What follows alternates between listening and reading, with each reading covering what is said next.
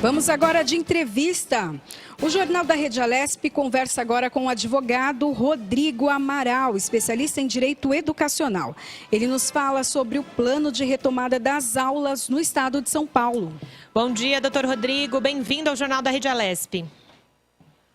Bom dia a todos. É um prazer poder participar com vocês desse encontro. Eu queria que o senhor falasse um pouquinho, então, dessa retomada.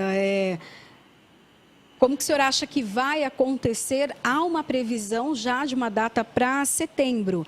O que o senhor espera disso? O que foi apresentado pela Secretaria de Educação, em conjunto com o Governo do Estado de São Paulo, é uma retomada prevista para o dia 8 de setembro, atendendo alguns requisitos de saneamento, atrelados ao Plano São Paulo, o plano da retomada da atividade econômica. Então, para que a gente chegue ao retorno das aulas presenciais no dia 8 de setembro, a gente vai ter que ter o estado inteiro, 100% do estado, por 2 ciclos de 14 dias, ou seja, por 28 dias, na chamada fase amarela, que é aquela fase em que está estabilizado o nível de novas contaminações, de novos contágios do coronavírus. Então, para que você tenha retorno de 35% dos alunos de forma presencial, é necessário, então, que o 100% do estado de São Paulo esteja nessa situação. Para que possa avançar, para que você possa ter 70% dos alunos em sala de aula, o estado tem que ter 60% das suas regiões no ciclo verde, na fase verde, que é quando começa a ter a diminuição do número de contágios. E para que você avance a 100% dos alunos em sala, que é o que o secretário chamou de novo normal, você vai ter que ter 80% do estado de São Paulo na fase verde, novamente, que é quando está tendo a redução do contágio do coronavírus. Agora, o senhor é especialista em direito educacional. A gente está falando dessa retomada tanto para a rede pública e municipal e também para a rede privada. Nesse momento, tem alguma implicação jurídica para essa retomada das aulas a partir do dia 8 de setembro? Há algo com relação ao direito educacional, direito do consumidor? Como é que transita entre um e outro? As implicações são das mais diversas. E como eu sempre costumo falar, o momento que nós estamos vivendo é um momento delicado como sociedade, e isso faz com que qualquer decisão, se fosse para retomar mais à frente ou se fosse para retomar mais próximo, não agradaria a todos. Isso, infelizmente, não vai ser possível. Então, a decisão que foi tomada para retorno possível no dia 8 de setembro traz uma implicação inicial, se a gente for analisar do ponto de vista da prestação de ensino educacional, do ponto de vista do aluno.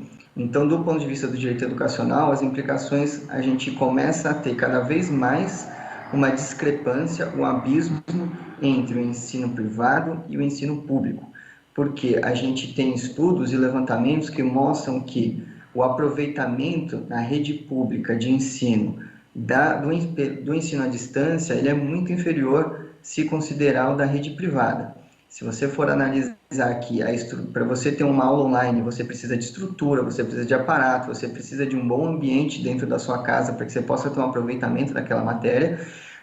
Isso, com certeza, está sendo muito mais privilegiado na rede particular. Então, a preocupação que a gente viu do governo de que a retomada tem que ser única, rede privada e rede pública de ensino, ela é válida, mas não está se atentando que quanto mais longe essa retomada, maior vai ser a distância de níveis de ensino da rede pública e da rede privada. Por outro lado, falando exclusivamente da rede privada, aumenta-se o número de questionamentos de pais sobre a prestação de serviço, efetivamente, da instituição de ensino.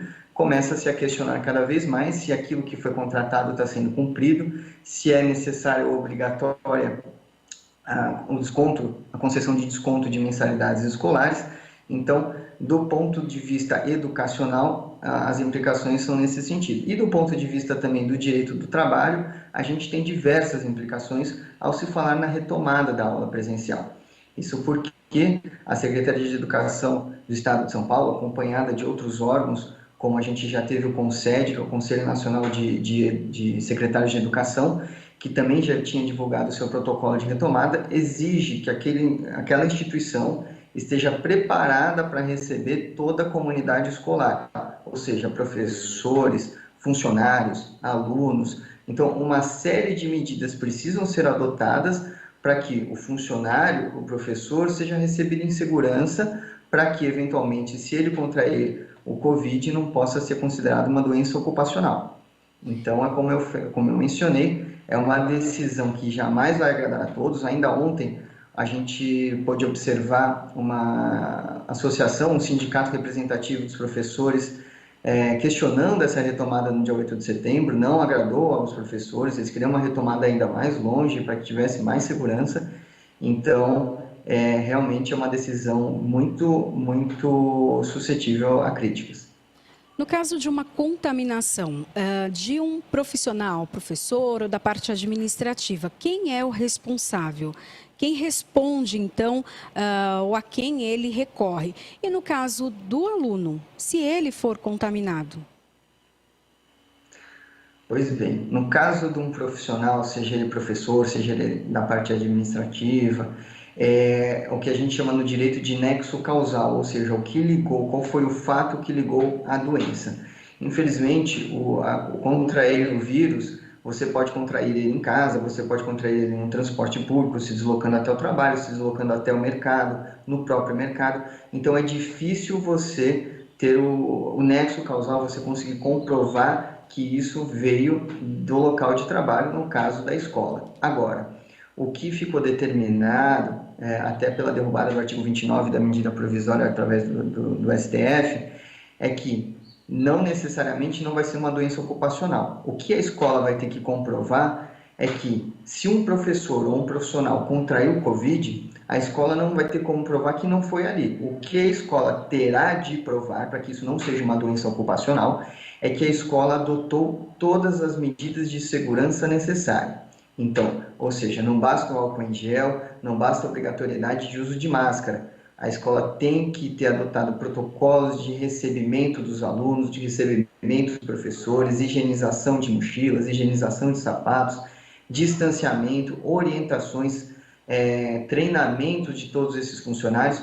Se a escola não conseguir comprovar que ela adotou esses cuidados, eventualmente, quando um profissional contrair a Covid, isso pode ser considerado uma doença ocupacional, por mais que não tenha como demonstrar que isso foi contraído naquele ambiente. Mas a escola tem que provar que aquele ambiente é um ambiente seguro. E, de igual maneira, isso se aplica a mesma lógica aos alunos. A escola, como prestadora de serviço, ela tem que receber os seus consumidores, os alunos, de forma segura. Portanto, ela também tem que comprovar que ela adotou protocolos e ela está adotando as medidas de segurança necessárias. E agora, doutor, do outro lado, né, a gente está falando, como a Priscila questionou e o senhor explicou muito bem, com relação causa e efeito, quem, né, será o responsável. E do outro lado, quem está julgando cada processo, vai ser o entendimento de cada juiz, ou talvez a justiça entre num acordo para que todos tenham o mesmo tipo de procedimento? Olha, esse ponto que você colocou é um ponto muito interessante. Qual vai ser a resposta que o judiciário vai trazer para a sociedade nessa situação específica? Hoje, a gente ainda está vivendo algo muito novo, está todo mundo se adaptando, inclusive o próprio Poder Judiciário na prestação jurisdicional, ou seja, na resposta de decisões. Hoje, a gente ainda tem decisões muito discrepantes no que tange ao direito educacional. Então, a gente tem respostas discrepantes, como, por exemplo, um ponto delicado, que é a questão da obrigatoriedade ou não de concessão de desconto em mensalidades escolares. A gente tem decisões em sentidos positivos para o desconto e em sentidos negativos do desconto obrigatório. E do ponto de vista de como o judiciário vai lidar nessa situação, é realmente o tempo que vai nos dizer. O que pode unificar uma decisão do Poder Judiciário seria a edição de súmulas, que é o entendimento que vai uniformizar a posição do Poder Judiciário sobre determinado tema, e isso a gente ainda não tem nesse momento. Então, é possível que, com a retomada das aulas, questionamentos de professores, de alunos sobre contrair Covid no ambiente da escola serão levados ao Judiciário, e, por enquanto, é possível a expectativa de que a gente tenha, por enquanto, decisões discrepantes nesse sentido. Até aproveitando a sua fala, doutor, o senhor falou com relação aos descontos em mensalidade, então a gente está falando aqui, nesse momento, de ensino privado. Até mesmo aqui na Rede Alesp, nós tivemos um programa com o diretor executivo do PROCON, o Fernando Capesi, o presidente do Sindicato das Escolas Privadas do Estado de São Paulo, justamente com relação a isso, que precisaria ser analisado caso a caso, e o diretor do PROCON disse que, se a família se sentir lesada e se não tiver esse acordo com a escola, então primeiro ser feito um contato com a escola para depois ir para o PROCON ou ir para a Justiça. Mas, desde que começou a pandemia, o que o senhor, que é especialista, tem sentido nesse aspecto? As escolas, elas estão seguindo essas orientações do PROCON e do sindicato? Não há esse convívio mais harmonioso entre prestador de serviço, né, e também quem tem o filho nessas escolas particulares? Olha, o que a gente tem visto, na grande maioria das vezes, é realmente a busca do consenso, tá? Realmente é uma situação em que você também não pode fechar os olhos para a instituição de ensino. Nós estamos falando que no estado de São Paulo são 10 mil escolas que geram emprego, que geram circulação de riquezas, enfim, e que também acolhem uma grande massa de alunos que a rede pública de ensino não teria condições de absorver. Então, é uma atividade extremamente importante e que a gente não pode fechar os olhos para isso. Por outro lado, a gente também tem as famílias que ficaram fragilizadas do ponto de vista econômico, porque às vezes o arrimo da família, o pai, a mãe, acabou perdendo o emprego. Agora, do ponto de vista de prestação de serviço, o que a gente pode entender, e tem visto através até de decisões judiciais, é que a efetiva prestação de serviço com autorização governamental, quando a escola presta um serviço online, quando ela presta o serviço de ministrar essa aula de forma online, e também a gente tem que considerar que as escolas estão tendo alguns gastos que não estavam previstos no ano anterior. Isso é importante saber, que quando a escola ela vai fazer o dimensionamento da mensalidade, ela tem que fazer esse dimensionamento no ano letivo anterior. Então, se nós estamos em 2020, as escolas planejaram em 2019 a mensalidade escolar para o ano de 2020. Evidentemente, ninguém tinha como prever uma pandemia. E as escolas estão tendo gastos para adaptar o sistema de ensino online, para adaptar o ambiente físico para recebimento dos alunos e também para uma jornada maior de turnos de aula quando as aulas voltarem. Então, do ponto de vista de prestação de serviço, ele está acontecendo em algumas situações. Volto a dizer, é caso a caso. Então, quando os pais optam por partir para um embate, para o Poder Judiciário, levar uma ação, isso pode ser muito bem demonstrado para uma instituição de ensino e, portanto, se torna uma ação um pouco perigosa para a família, né? Então, realmente precisa ser analisado, e o que a gente tem visto é realmente uma sensibilidade de ambos os lados para se alcançar um equilíbrio nessa relação. Doutor, o senhor comentou que o preço, né, o valor da mensalidade, ele é então calculado no ano anterior. Então, 2019 já se calculou para 2020.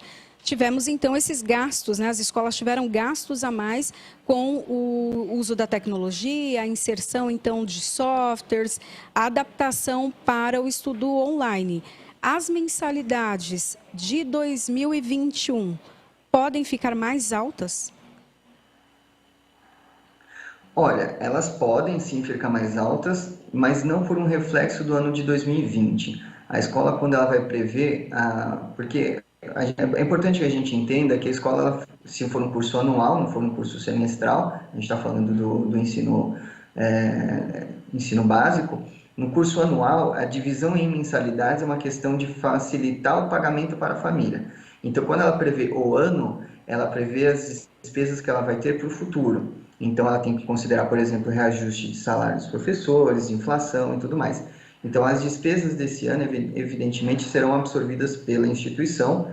Pode respingar, sim, em alguma coisa para o ano que vem, mas isso tem que ser planilhado, isso é importante. A escola, quando ela vai apresentar para as famílias a nova mensalidade para o ano letivo seguinte, ela tem que ter isso planilhado e demonstrar para as famílias da onde advém a mensalidade que foi fixada. Então, eu não acho que as escolas conseguirão demonstrar para as famílias a absorção de gastos do ano de 2020 para o ano de 2021, até por uma questão de mercado, que infelizmente muitas escolas estão sofrendo para manter as mensalidades atuais, quanto mais para aplicar um reajuste muito maior do que o que corriqueiramente se aplica. Doutor, para a gente encerrar, há previsão, então, de volta às aulas 8 de setembro. Se alguma escola não se sentir preparada para isso, como o senhor disse, com todas as medidas de higienização e os cuidados necessários para receber alunos e professores, ela pode optar em continuar o ensino à distância, remoto ou não? Ela precisa voltar a ser presencial? Não, ela precisa voltar a ser presencial. Caso uma escola não esteja preparada ou não se sinta preparada para retorno no dia 8 de setembro, ela tem que utilizar desse tempo que ainda existe para adotar as medidas necessárias. Isto porque, quando um pai contrata a prestação de ensino, ele imagina que vai ser observada aquilo que foi contratado, ou seja, a prestação de ensino de forma presencial. Hoje nós temos uma justificativa para que o ensino seja à distância, que o ensino seja online. Uma determinação governamental impede que as escolas recebam os alunos. Então, portanto, as escolas prestam o serviço da forma que hoje é possível. Agora, a partir do momento em que as medidas governamentais permitirem o recebimento dos alunos na forma presencial, as escolas assim o devem fazer e o fazer de forma segura. Agora, o que é importante a gente mencionar é que a possibilidade do retorno das aulas presenciais para os alunos é uma obrigatoriedade para a escola, mas é uma possibilidade para os alunos. Ou seja, alunos que têm alguma comorbidade, que têm alguma doença, ou os pais que não se sintam confortáveis nesse momento em que os seus filhos voltem para a aula presencial, eles devem ter assegurada a possibilidade do ensino continuar na forma online, porque o que está sendo estabelecido é a educação no formato híbrido, ou seja, presencial intercalado com online. Se vai ter que ter necessariamente aula online, se a família não se sentir segura em mandar o seu filho para a escola, ela pode sim adotar por enquanto o ensino 100% online. Mas isso é uma escolha da família do ponto de vista de segurança. Agora a escola, ela tem sim que se preparar para receber os alunos. Perfeito, doutor Rodrigo Amaral, especialista em Direito Educacional. Obrigada pela sua contribuição aqui no Jornal da Rede Alesp de hoje. Obrigada, doutor. Um bom dia. Um bom dia, foi um prazer estar com vocês. Obrigada. Outra questão importante, né? Ouvindo então o doutor falando das diversas momentos, né, que vai viver a educação nesse segundo semestre, Priscila. Verdade, há uma expectativa muito grande, né? Tanto das crianças quanto dos pais. Das crianças a gente coloca um pouquinho em dúvida, né? Mas é importante também a gente conhecer então os direitos e deveres de cada um, como o doutor Rodrigo muito bem contou pra gente aqui no Jornal da Rede Alesp. A nossa prestação de serviço todos os dias, a partir das 9h30 da manhã até as 2h30 da tarde. Mais giro de informação, Priscila. É isso.